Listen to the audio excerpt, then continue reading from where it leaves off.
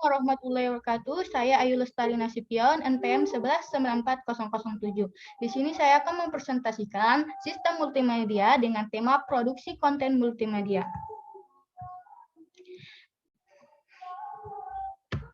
Sebelum ke tahap proses produksi konten multimedia, kita harus mengetahui apa sih pengertian dari produksi konten multimedia. Nah, kalau kita artikan satu-satu dari kata produksi itu artinya menciptakan atau membuat sesuatu yang menghasilkan output. Nah, sedangkan konten ini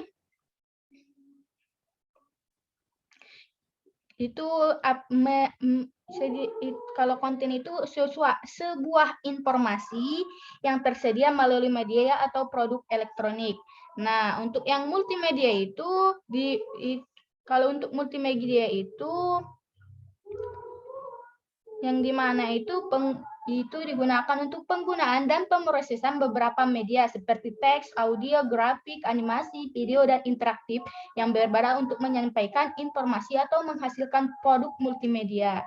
Nah, jadi kesimpulannya dari produksi konten multimedia ini adalah penggabungan beberapa media dengan bantuan teknologi untuk menghasilkan suatu produk multimedia yang bisa digunakan sebagai sarana penyampaian informasi kepada publik atau halayak ramai. Oke. Selanjutnya kita masuk ke proses produksi konten multimedia. Nah, di dalam proses produksi konten multimedia ini ada 3 prosesnya, itu ada praproduksi, production, dan pasca produksi. Nah, yang dimana itu praproduksi itu merupakan tahap segala kegiatan yang berhubungan dengan persiapan sebelum melakukan produksi. Nah, tahap produksi ini terdiri ada beberapa langkah yang harus kita lalui. Pertama itu kita harus mendefinisikan konsep konten yang mau kita buat, visi misinya, targetnya kan, target video, target kontennya untuk siapa. Oke, yang kedua itu production. Nah, yang dimana itu production itu tahap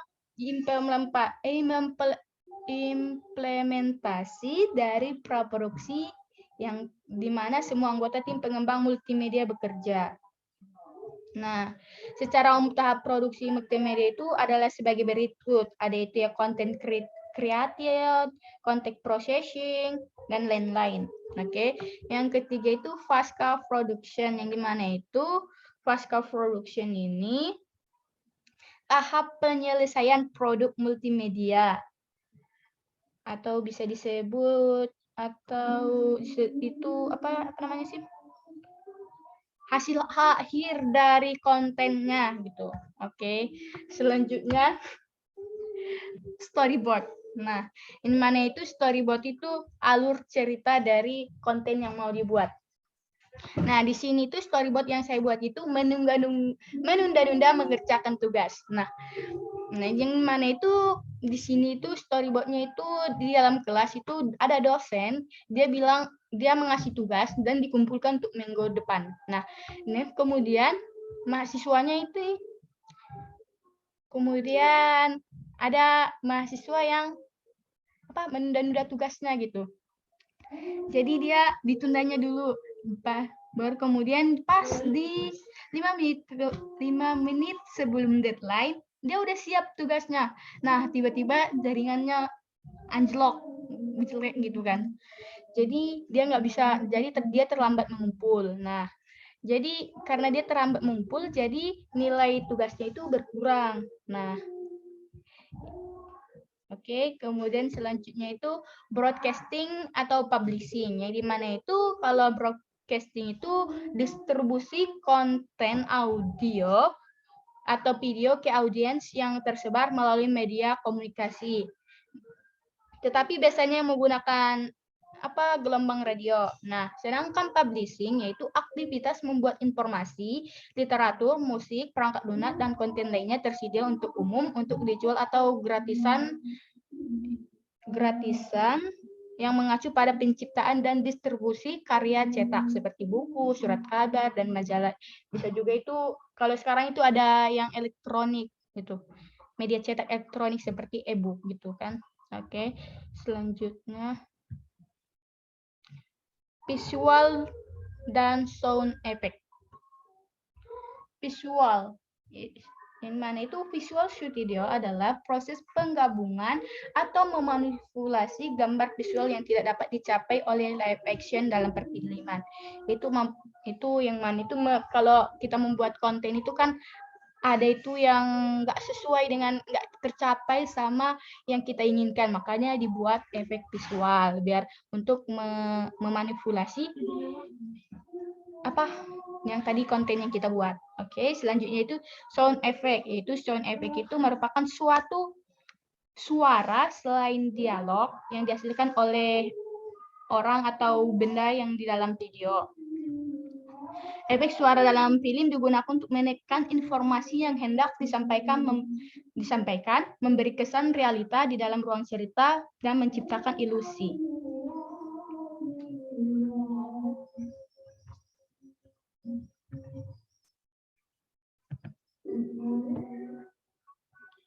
Oke, selanjutnya.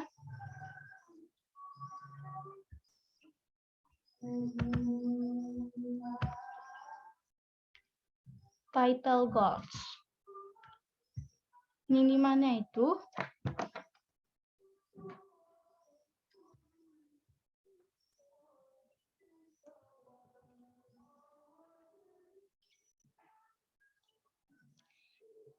Di mana title goals biasanya berisi tentang tujuan isi dari konten yang kita dibuat tadi yang di storyboard. Nah, lalu nanti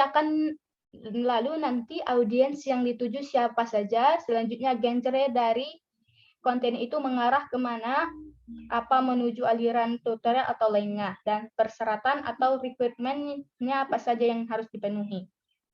Nah, contoh dari title goals dari yang storyboard tadi yaitu untuk bertujuan untuk pembuatan konten orang yang menunda-nunda tugas. Ya, ini tujuannya itu untuk untuk memberi gambaran kepada orang gimana sih dampak dari menunda-nunda tugas online itu, dan apa saja itu akibat kalau kita mengerjakan tugas online dekat-dekat sebelum deadline. Nah, oke, selanjutnya itu testing. Testing merupakan uji coba dan mengidentifikasi ketidakcocokan hasil produk, atau bisa disebut proses yang dibuat sedemikian rupa untuk mengidentifikasikan ketidaksesuaian hasil sebuah sistem informasi dengan hasil yang diharapkan. Sedangkan publish yaitu kegiatan pembuatan dan pendistribusian buku dan surat kabar yang diadakan oleh industri yang berkonsentrasi memproduksi dan memperbanyak sebuah literatur dan informasi.